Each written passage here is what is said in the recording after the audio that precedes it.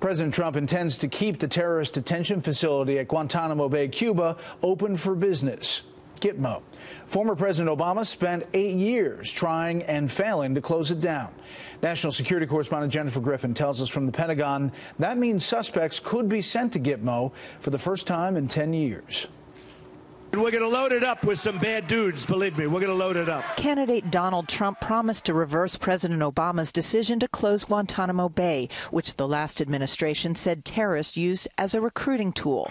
It was among President Obama's first executive orders. Guantanamo will be closed no later than 1 year from now.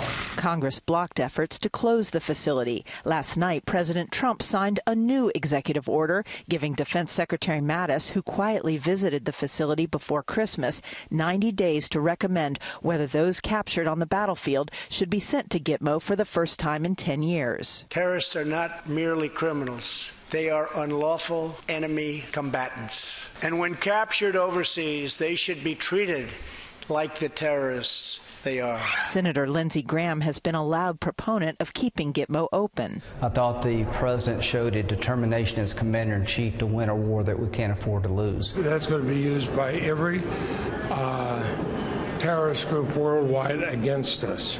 Guarded by 1,500 U.S. troops, 41 prisoners remain at Guantanamo Bay, among them alleged 9/11 planner Khalid Sheikh Mohammed. 730 detainees have been transferred to 59 countries since 2002. 122 former detainees returned to the battlefield.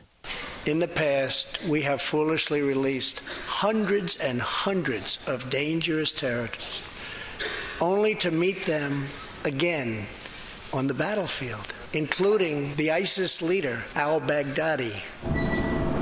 Former State Department officials who worked tirelessly to close Gitmo say terrorists are more likely to be convicted in a federal court. The shoe bomber, the underwear bomber, the Boston Marathon bombers, all tried in federal court, all convicted, all housed in the Federal Bureau of Prisons, not a single security incident.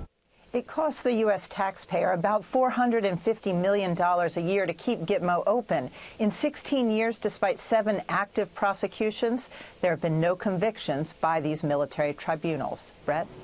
Jennifer Griffin live at the Pentagon. Jennifer, thanks.